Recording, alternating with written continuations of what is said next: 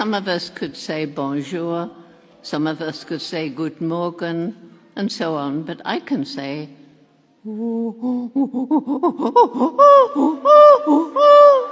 that's good morning in chimpanzee.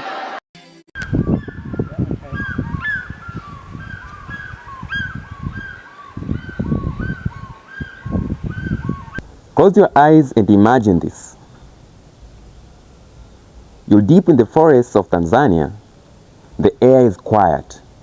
And then you see them, chimpanzees, just a few meters away. One young woman came here many years ago, and what she discovered changed the way the whole world sees animals. This is the story of Jane Goodall, the woman who listened to the wild and gave nature a voice. Jane wasn't born in Africa. She was born in 1934 in England, and that's where she grew up, far away from jungles and chimps. But as a child, Jane was fascinated by animals. While other children played with dolls, she loved a chimpanzee toy called Jubilee. As a little girl, she had a dog called Rusty, who taught Jane that animals too had their own personalities and feelings. Jane, you shouldn't have given these chimpanzees names. They're your subjects. They should have numbers. Jane, you cannot talk about animals having personalities, minds, and emotions. Those are unique to us. You can't have empathy with your subjects. To be a good scientist, you've got to be objective. And to be objective, you can't have empathy. Well, I had a great teacher when I was a child, a teacher who had already taught me that what these professors were saying was absolute rubbish. That teacher, many of you have had, was my dog, Rusty. And whether you've had a dog, a cat, a guinea pig, a rabbit, a parrot, whatever it is, you know perfectly well that we are not the only beings on the planet with personalities, minds, and emotions. Growing up, she was very curious about the natural world. She read books about Africa, and her dream was simple. One day, I will live with animals in the wild. People laughed. They said, "Jane, that's impossible." But guess what she did?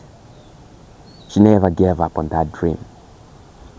In 1957, Jane was in her 20s when chance finally arrived. A friend invited her to Kenya. Jane finally did it. She took a ship and came to Africa. Here, she met Dr. Louis Leakey, a famous archaeologist who offered her a job as his secretary at the local Natural History Museum. Dr. Leakey soon saw how passionate and curious Jane was about animals. So he offered her a chance to travel to Tanzania and study chimpanzees. In 1960, accompanied by her ever-supportive mother, Jane set up camp in Gombe Stream National Park in Tanzania. No degree, no scientific training, just passion, patience, and a notebook in her hand. She got to know chimps like members of her own family. She gave them names, not numbers, and documented their emotional lives. At first, the chimpanzees ran away from her, but Jane waited, day after day, week after week. Jane's favorite chimp was David Greybeard, as he was the first chimp to trust her. And then something happened. After studying the chimps for some time, Jane saw a chimp pick up a twig and use it to fish for termites. This was history. Before this, people believed that only humans could make and use tools. Jane changed that forever. Humans were not so different after all. Her discovery shook the world of science. But Jane's journey was not easy.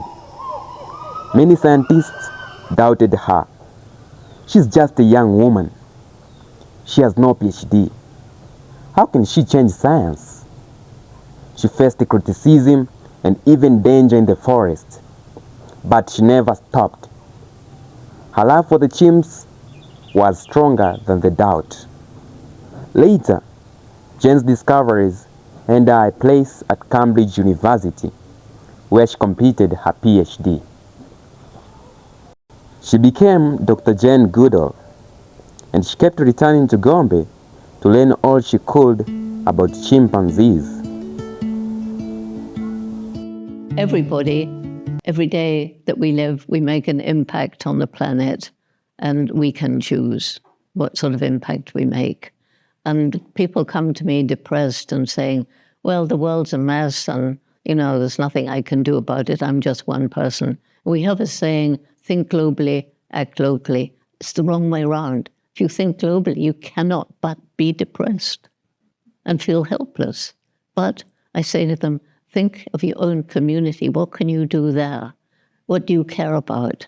Start doing something to make it better. Get other people to help you. You'll see you make a difference. That makes you feel good. Then you want to do more. Then you inspire more people. Jane's story did not end in Gombe.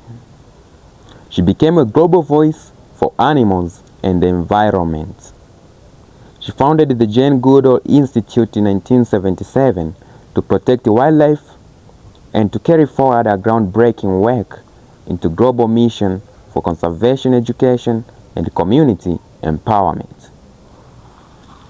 In 1991, she launched the Roots and Shoots program to empower young people to become compassionate change makers for people, animals, and the environment. Until her passing, she was the United Nations Messenger of Peace, and she traveled all over the world, speaking at events and inspiring positive action.